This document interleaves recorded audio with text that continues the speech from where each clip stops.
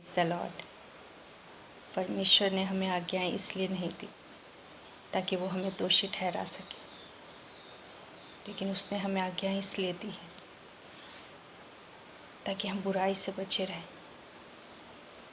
ताकि हम परमेश्वर से दूर ना हो, ताकि हम उसकी निकटता में बने रहें। क्योंकि हम जानते हैं कि जिस परमेश्वर की हम आराधना करते हैं वो पवित्र है, वरन अति पवित्र है। और परमेश्वर की इच्छा है कि जिस मनुष्य को उसने बनाया, जिसे उसने अपनी संतान कहा है, वो उसके निकटता में आ सके, उसके करीब रह सके, उसके साथ वास कर सके। हम उत्पत्ति की पुस्तक में पढ़ते हैं कि परमेश्वर ने मानव को सिर्फ एक ही आज्ञा दी थी कि उस वर्जित पेड़ के फल को मत खाना, और कोई आज्ञा नहीं दी थी। लेकिन आदम और हवा उस एक आज्ञा को भी नहीं मान पाए। और हम वचन में पाते हैं कि जैसे जैसे सृष्टि आगे बढ़ती है, समय गुजरता जाता है, हम देखते हैं कि मनुष्य की दुष्टता, उसके अंदर की बुराई, उसके पाप करने की लालसा और बढ़ती जाती है। और आगे हम पढ़ते हैं कि मनुष्य कितना भ्रष्ट हो जाता है। उसके बारे में लिखा है कि मनुष्य के मन में जो भी उत्पन्न होता है वो बुरा ही उत्पन्न होता है। जब मनुष्य की दुष्टता बढ़ने लगी, उसकी अनाज्ञाकारिता बढ़ने लगी, पाप उसके जीवन में हावी होता चला गया, अब वो परमेश्वर से दूर और बहुत दूर होता चला गया, तब परमेश्वर ने उन्हें और भी आज्ञाएं दी। क्योंकि मनुष्यों के जीवन में बहुत बुराई बढ़ चुकी थी। परमेश्वर की इच्छा थी कि मनुष्य ये जाने कि जो कुछ वो कर रहा है, उसके मन में जो उत्पन्न हो रहा है वो बुराई है। वो परमेश्वर की ओर से नहीं, लेकिन शैतान की ओर से। और मनुष्य जाति अपनी बुराई, अपने पाप के द्वारा परमेश्वर से और बुरी तरह से दूर होती जा रही थी। इसलिए परमेश्वर को और भी आज्ञाएं देनी पड़ी ताकि मनुष्य जाने कि कहाँ वो गलत है, कौन सी बातें सही नहीं है, पाप क्या है। परमेश्वर की इच्छा के विरुद्ध जब हम कार्य करते हैं, जब उसकी आज्ञाओं को तोड़ते हैं, तो वो पाप में गिना जाता है। पाप इसलिए बुरा है क्योंकि पाप हमें परमेश्वर से दूर करता है। परमेश्वर ने मनुष्य को खुद से दूर नहीं किया, लेकिन जब मनुष्य पाप करता है तो वो परमेश्वर से छिपने लगता है कि उसे ज्ञात होता है कि उसने कुछ गलत किया है। कई बार जब हमें पाप में जीना ज़्यादा भला लगता है, हमें पाप में रहना पसंद होता है, तो कई बार हम जानबूझकर परमेश्वर से दूर चले जाते हैं। क्योंकि हमें परमेश्वर की संगति से अधिक हमें इस पापमय संसार में पाप करते हुए जीना पसंद है। और परमेश्वर नहीं चाहता कि मनुष्य पाप करते हुए पाप में ही मर जाए और हमेशा के लिए परमेश्वर से दूर हो जाए। क्योंकि हमारा परमेश्वर पवित्र है, वो ज्योति है, उसमें कुछ भी अंधकार नहीं। जब हम पाप में जीवन जीते हैं और जब हम परमेश्वर के नज़दीक आते हैं, उसके वचनों को पढ़ते हैं, तो हमें अपनी गलतियां दिखाई देती हैं, हमें अपना अंधकार दिखाई देता है। क्योंकि परमेश्वर ज्योति है, और जब ज्योति के नज़दीक अंधकार आती है तो अंधकार को पता चलता है कि उसमें कुछ गलत है। परमेश्वर जो अति पवित्र है, जब हम उसके निकटता में आते हैं, जब हम उसके वचनों को पढ़ते हैं, तो परमेश्वर की आत्मा हम इस बात के लिए कायल करते हैं कि हम गलत रास्ते में हैं, हम गलती कर रहे हैं। और कई बार आत्मा की इस आवाज़ को हम दबाना चाहते हैं और इसीलिए परमेश्वर से और दूर होते चले जाते हैं। हम वचन में इस बात को पाते हैं कि पाप इतना बढ़ चुका होता है सृष्टि में, पाप इस तरीके से फैल चुका होता है कि परमेश्वर को इस सृष्टि को अंत करने का प्रश्न उसके सामने आता है।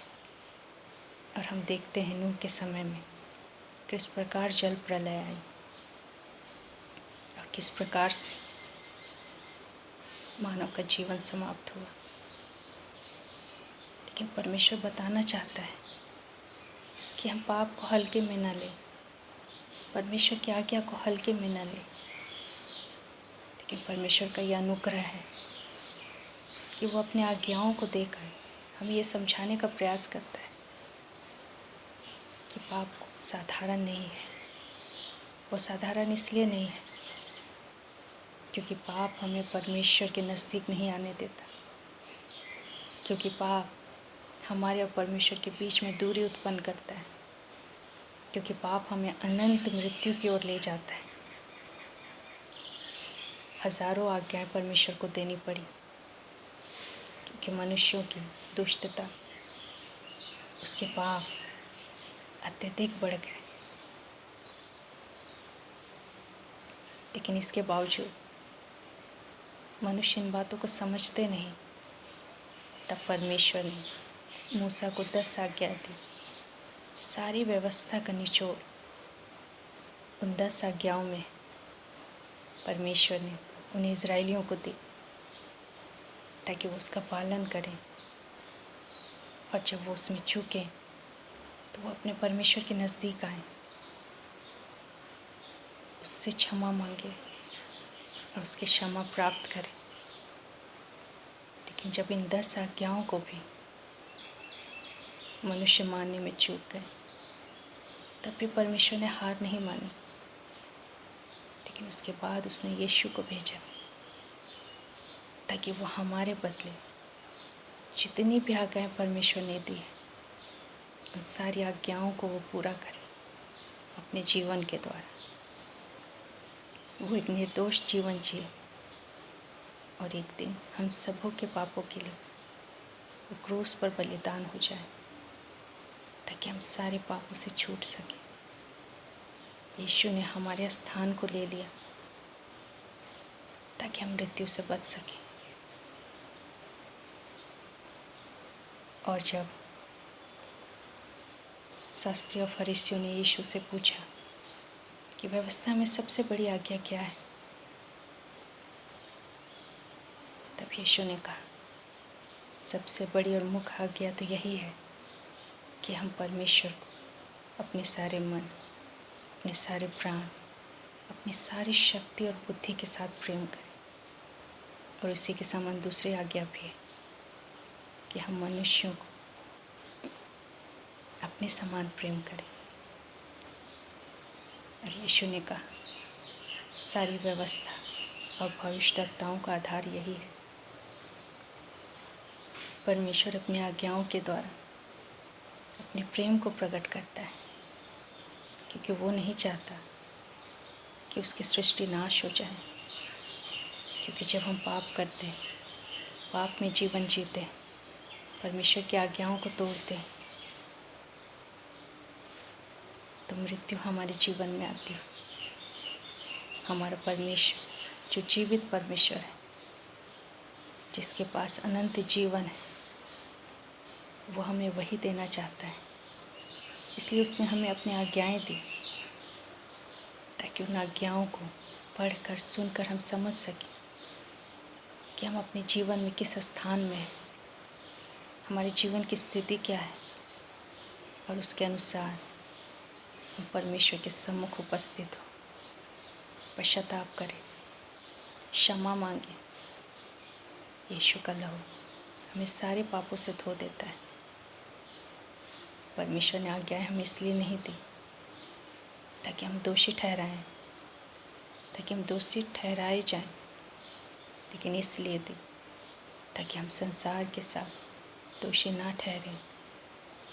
परमेश्वर ने अपनी आज्ञा इसलिए दी ताकि हम जान सकें हम क्या कर रहे हैं, हम किस ओर जा रहे हैं, हम परमेश्वर की आज्ञाओं में है या नहीं, परमेश्वर की इच्छा पर हम चल रहे हैं या नहीं। परमेश्वर ने आज्ञा इसलिए नहीं दी कि वो हमें मृत्यु देना चाहता है, वो हमें दंड देना चाहता है, लेकिन वो तो हमें मृत्यु से बचाने आया।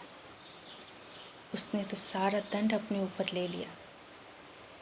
ये आज्ञाएं बताती हैं कि वो हमसे प्रेम करता है, वो हमें आगाह करता है कि इन बातों से दूर रहो, इन कार्यों से दूर रहो,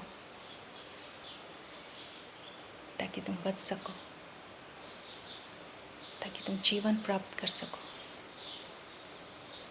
हमारा परमेश्वर